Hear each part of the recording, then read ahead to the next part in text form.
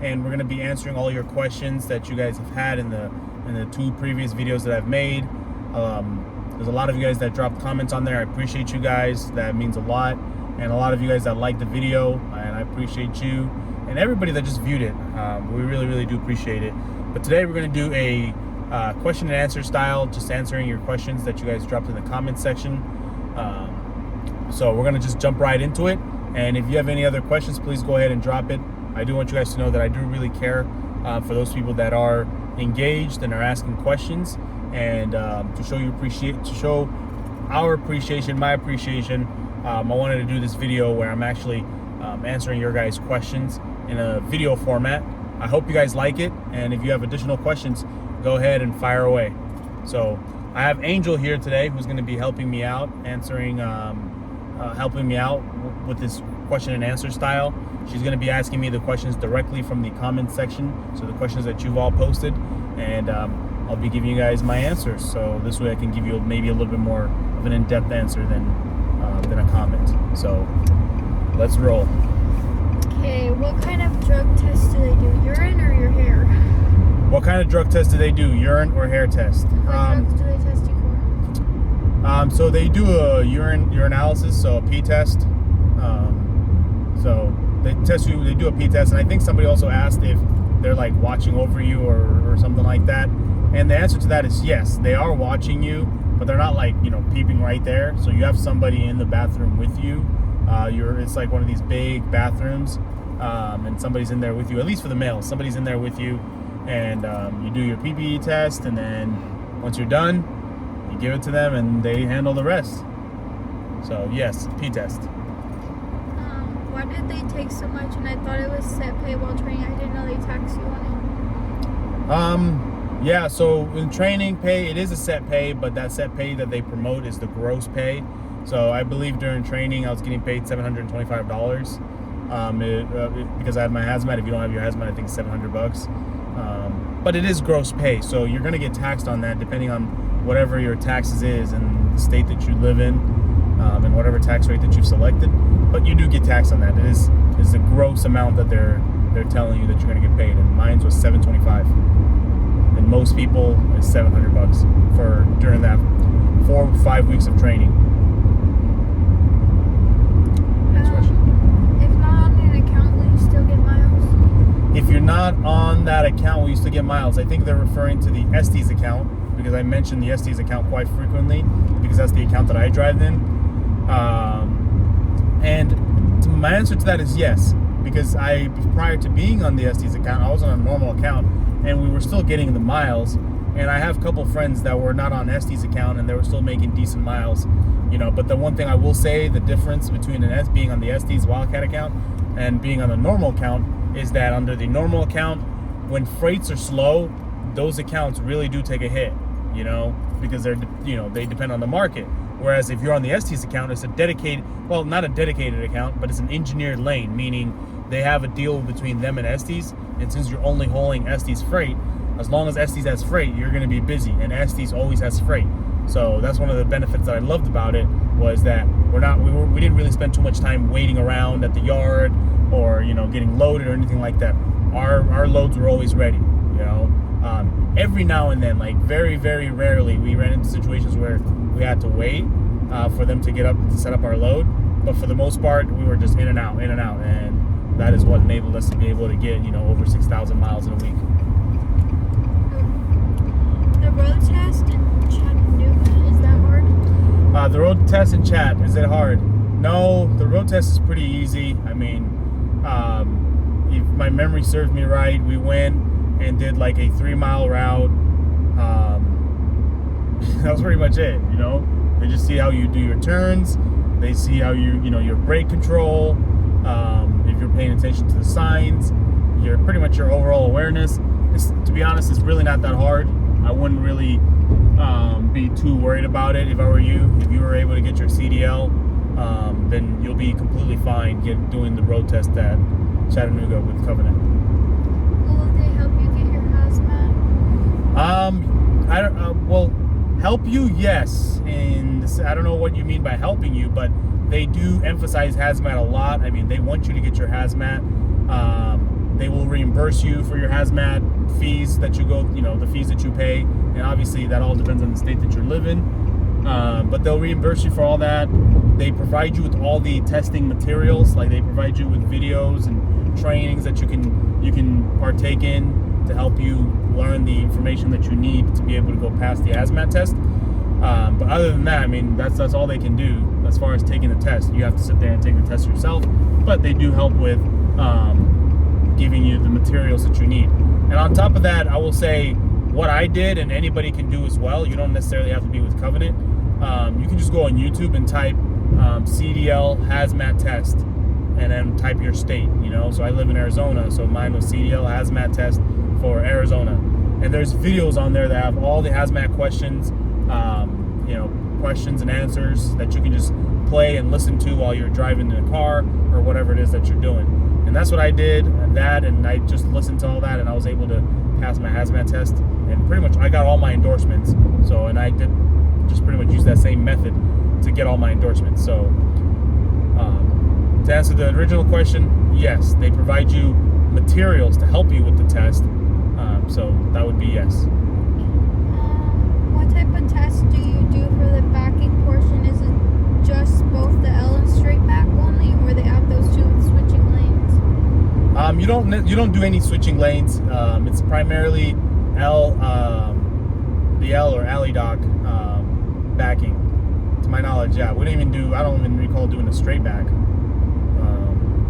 I don't recall doing a straight back at all. It was just the L or alley dock test, and that was pretty much it. Do they provide rental cars to transport you to orientation? Do they provide rental cars to transport you to orientation? I'm assuming you're asking if you live out of state, or maybe if you're asking for transportation locally while you're at Chattanooga. Do they provide a rental car for you? To answer the first question, or the first way that I think this question can be framed, do they provide you rental to come to Chattanooga for orientation? No, but if you do get a rental, they will reimburse you for that rental if you live close by, and you drive. Why are you laughing at me? Because the sun is so bright and you can see it's in your eyes really good. But if you rent a vehicle and you drive to Chattanooga, yes, they will reimburse you if you live close. I will say ask your recruiter, talk to your recruiter.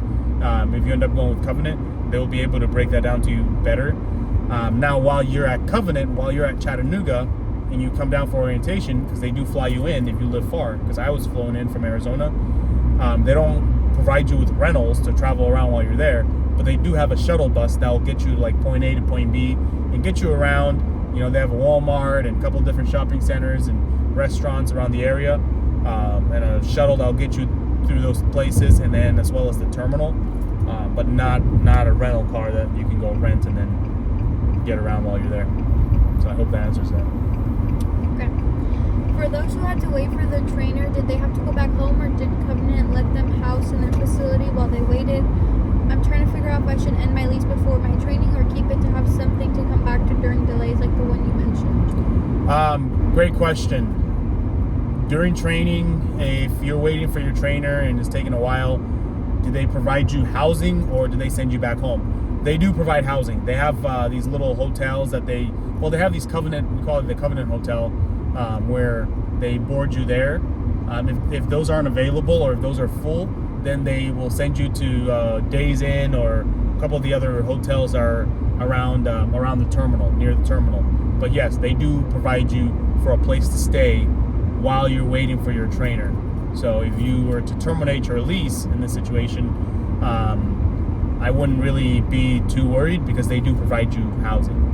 And typically, when you're waiting for the trainer, you might be waiting a week or two. And I think that's what the norm was. But most people get their trainers pretty fast. But if you do have to wait, it's about like a week or two, and they provide housing. Can you refuse a load? Technically, yes. Technically, yes, you can refuse a load. But you will be, missing out of the minimum pay. And I would say you have to have a good reason why you're refusing a load. You can't just refuse a load just because you want to refuse a load. you have to have a good reason for why you're refusing that load. But as far as, refusing a load, you're a truck driver, you can refuse any load that you want. Nobody can force you to haul a load or a freight that you don't feel safe or comfortable hauling. So we're diving in the nitty-gritty. I will say yes, you can, but you will miss out on the minimum pay that Covenant offers, which is $1,000 a week minimum that they'll pay you as long as you're available to work. Do they make you use TA gas station, meaning that's like the sole place you can fuel, or like the only place you can fuel? Yes, Covenant is part of the TA and Petro network, so you can only go to TA and Petro, but even then, you can only go to specific TA and Petro. So they have a fuel book on the app. You go to the fuel book, and it'll show you the TAs and Petros that are within the network, and you can only go there. Now, if you're in a situation where you really need fuel and you're nowhere near a TA or Petro, then you can go to other gas stations, but you do have to call the fuel department, and they'll have to authorize or release a card for you to be able to fuel at other fuel stations. How hard is it to request an extra day or two off of home time? Requesting an extra day or two off home time, that's actually not that hard. You just got to communicate with your fleet managers, and then just make sure that you and your partner are both on the same page. But as long as you two are on the same page, then it's really not that difficult to request that. How long do you do How long do you do team driving before you can go solo?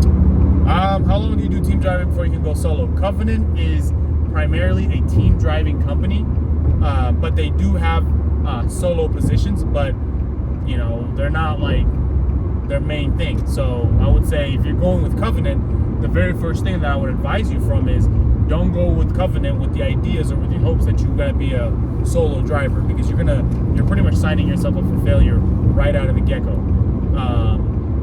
But typically they want you to be on the truck for at least a year for them to even consider you for their solo positions. But even then, I'm telling you, you don't want to be disappointed going with Covenant with the hopes of going solo. They are a team company. They promote team. Most of their freight, I would say 80-90% of their freight is team freight. So if you're going to go there knowing that you're going to be doing team driving. And if you're lucky, you might get solo, but they're clearly a team company. Do you choose your partner, or do they randomly pick someone? You choose your partner. Nobody can force you to partner with somebody, so you get to choose your partner.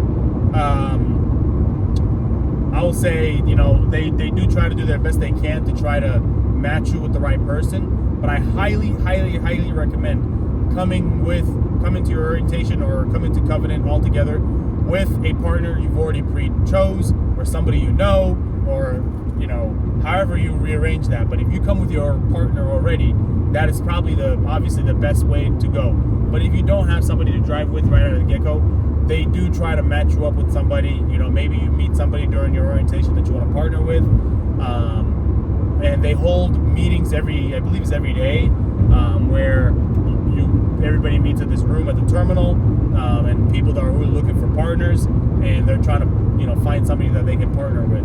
So they try to partner you up, but ultimately it's up to you who you want to drive with. Do they split the miles? Yes, mileage are split. So if you drive 6,000 miles that week, you get paid out 3,000 miles off of that, and your partner gets paid 3,000 miles off of that. So for example, me and my co-driver are always driving right around just a little over 6,000 miles, but we average, let's say 6,000, because that's what we did. And my pay was 84 cents per mile. So I was getting paid 3,000 miles times 84 cents. So the mileage is split. How do you like working for the company? Working for Covenant, I think it's just like working for any other big carrier. For the most part, you're a number. But for me, I believe I was pretty strategical about it. I came with already with one of my homeboys as my partner. I already knew that I wanted to be on the Estes account, you know, so I was trying to be as strategical as I can about it. So I had my time there was not bad, but, you know, it can be shitty if you don't plan properly and then you don't know what to expect. And then all of a sudden they're having you do things that you didn't read about or learn about. You know, you can change your perspective. Overall, I would say I would give Covenant a 7 out of 10. You know, so they're not a bad company, but they're also not the best company out there. You know, they are a big company and their turnover is high. So just got to keep that in mind. And I would say do your due diligence, do your homework. But overall, I would rate them a 7 out of 10. You know, they're not a terrible company, but you know, I'm sure there are better companies out there. How is the driving team's OTR? How are you getting along? How do you do your home time? Are you dropping hook? Is it paid good as they say it is? They said that. You know what I meant? Yeah, so it's a drop. It is. How do I like driving with a partner? Is it a drop and hook? Do I like my pay? So on and so forth. Driving with the partner is, you know, it's definitely different. You know, it's definitely different. I consider myself to be a very people's person, so I get along with people fairly easy. So it didn't really bother me much. Now, is it drop and hook? Yes, it's all drop and hook. Covenant, it's not really touch freight. 100% drop and hook.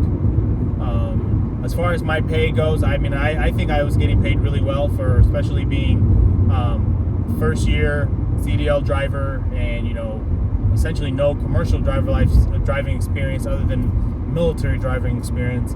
I believe I was getting paid well at Covenant. We were averaging a little over $2,500 a week on the Estes account, gross pay, and then we were netting, or at least I was netting about $1,900. The low end $1,800, $1,900, and then the high end $2,000 a week net. So take home. So pay was good. So I hope that answers that question. The last question was, what are the benefits like medical? What are the benefits like medical, dental, vision, and all that fun stuff? Now that's probably going to require its own like 30-minute video to just answer that question alone. The reason being is, you know, I don't know everything about their benefits package, but they do have dental, vision, and hearing. I believe when I chose my plan, I was paying they're charging me $35 a week for my health insurance. And then I think altogether, let's say $38 a week, because it's like $1 or $2 for dental, vision, and hearing a week. So it's paying about $38 a week for dental, vision, and hearing and medical coverage. And I thought it was decent coverage. You know, it's with not Aetna, it's with who's their medical company? I forgot the company that they go through for their medical, but overall, it's not a terrible company. I mean, it's not a terrible plan, but I don't know the intricate details to be able to break it down to you. So there you go, guys. You know, that's not every question that you guys all ask, but that was, you know, some of your guys' questions. I do appreciate you guys for liking the videos and subscribing to the channel. I mean, I haven't posted a video over almost 90 days now, and you know, we still got up to over 100 subscribers, which, you know, it's a huge deal to me. Over 3,000 views on some of the videos, which is awesome. So I appreciate you guys, and I hope you guys like the content, and just get ready for some more. You know, I'm going to be updating you guys on what I've been up to. A lot has changed since the last couple videos that you guys watched, and I'm excited to share that with you guys. And I hope you guys like this video. And as always, if you made it this far, please go ahead and like the video. It really means a lot. It helps with the YouTube algorithm. Clearly, the video with the most like has the most views. That's what YouTube likes. So I appreciate you guys for doing that. And please subscribe to the channel as well. It really means a lot. We're going to be putting a lot of effort into these videos, so your effort is also greatly appreciated. And let's grow together. I look forward to posting my next video and updating you guys. Have a great rest of the day. And last but not least, thank you, Angel, for helping us out and asking the questions. So take care. Until next time.